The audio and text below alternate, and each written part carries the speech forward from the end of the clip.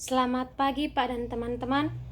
Perkenalkan, nama saya Teresia Juliana Nogohipir dari program studi Ilmu Kesehatan Masyarakat kelas C. Di sini saya akan menjelaskan kepada Pak dan teman-teman tentang apa itu sistem urinaria.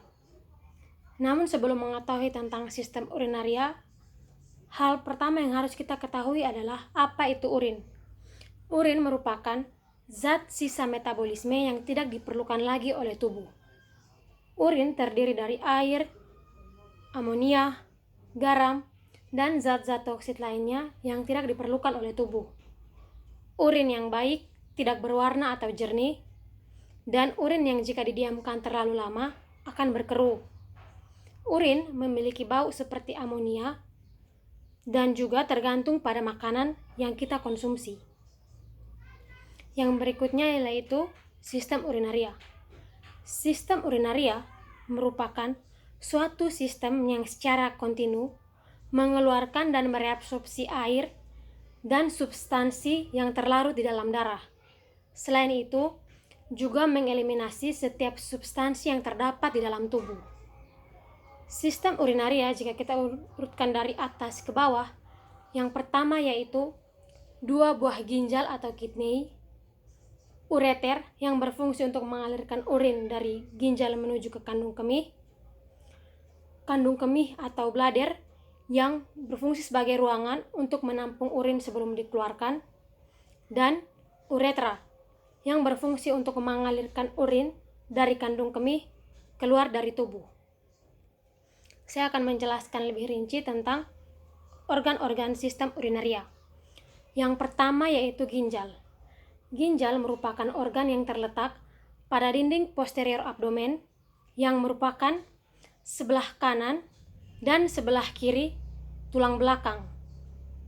Ginjal yang terletak pada sebelah kanan lebih rendah dari ginjal yang terletak di sebelah kiri, karena organ hati menduduki ruang yang banyak pada sebelah kanan. Panjang ginjal pada orang dewasa yaitu 6 sampai 7,5 cm dengan tebal 1,5 sampai 2,5 cm. Berat ginjal rata-rata pada orang dewasa yaitu 140 gram. Ginjal memiliki fungsi untuk menjaga stabilitas cairan internal di dalam tubuh, seperti mengatur stabilitas air dan elektrolit di dalam tubuh. Ginjal secara anatomi dibagi menjadi 2. Yang pertama yaitu korteks.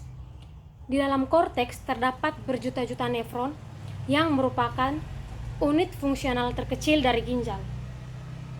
Yang kedua yaitu medula. Di dalam medula terdapat banyak duktuli yang merupakan saluran kecil yang berfungsi untuk mengalirkan hasil ultrafiltrasi, yaitu urin. Organ yang kedua yaitu ureter. Ureter merupakan organ yang berbentuk seperti tabung kecil yang berfungsi untuk mengalirkan urin dari pelium ginjal menuju ke kandung kemih. Panjang ureter yaitu 20 cm.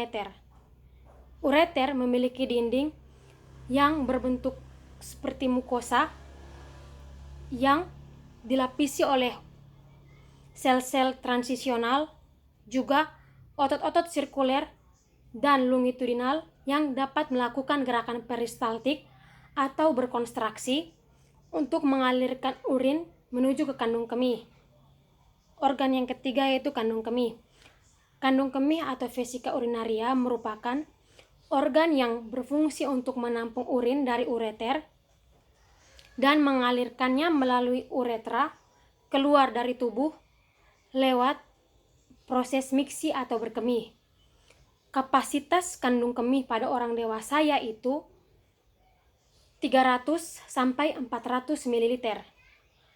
Kandung kemih itu terdiri atas lapisan serus bagian luar, lapisan berotot, lapisan submukosa, dan lapisan mukosa dari epitelium transisional.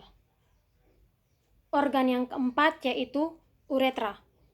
Uretra merupakan tabung yang berfungsi untuk mengalirkan urin keluar dari kandung kemih melalui proses miksi.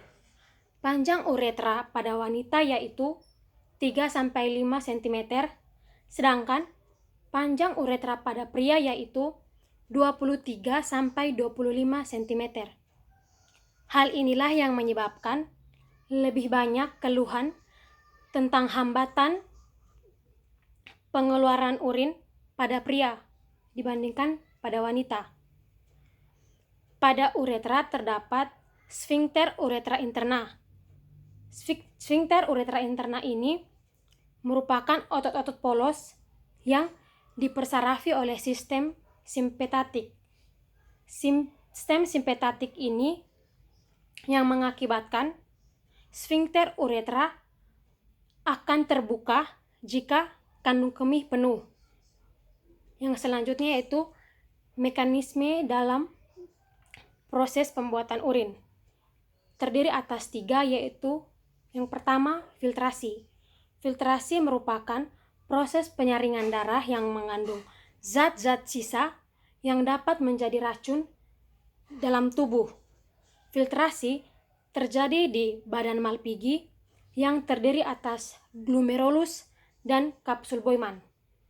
Glomerulus menyaring air, garam, glukosa, asam amino, urea, dan zat-zat lainnya untuk melewati kapsul Bowman. Hasil dari filtrasi ini disebut dengan urin primer. Yang kedua yaitu reabsorpsi atau penyerapan kembali. Reabsorpsi merupakan penyerapan kembali zat-zat yang masih bisa diperlukan oleh tubuh. Contohnya seperti garam protein yang masih berbentuk albumin akan diubah menjadi amonia.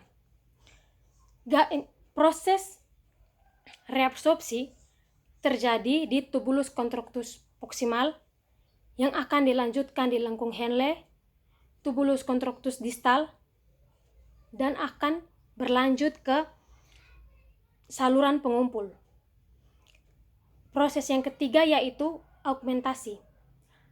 Augmentasi merupakan proses penambahan kembali zat-zat yang tidak dibutuhkan lagi oleh tubuh atau berlebihan di dalam tubuh. Proses augmentasi terjadi di tubulus contractus distal. Hasil dari augmentasi ini disebut urin sesungguhnya. Yang saya akan jelaskan selanjutnya yaitu tentang penyakit-penyakit pada sistem urinaria. Yang pertama yaitu infeksi saluran kemih. Infeksi saluran kemih lebih sering terjadi pada wanita. Infeksi saluran kemih disebabkan oleh masuknya bakteri ke saluran kemih, bisa juga ke dalam ginjal. Yang kedua yaitu batu ginjal. Batu ginjal merupakan sebuah batu yang terbentuk dari limbah darah yang menggendap dan dapat menyebabkan kencing terlalu sering dan juga terasa sakit saat buang air kecil. Yang ketiga yaitu batu kandung kemih. Batu kandung kemih itu disebabkan karena mengendapnya mineral di dalam kandung kemih. Saat terjadinya batu kandung kemih, maka akan terjadi keluhan seperti sulit buang air kecil, terasa sakit saat buang air kecil, bahkan terjadinya kencing berdarah. Oleh karena itu di sini saya juga akan menjelaskan tentang bagaimana cara agar menjaga kesehatan sistem urinaria. Yang pertama adalah harus mengonsumsi makanan yang banyak mengandung serat.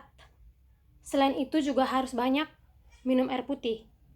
Yang kedua yaitu jangan menahan saat buang air kecil. Saat kita buang air kecil, kita mengeluarkan bakteri dari dalam tubuh.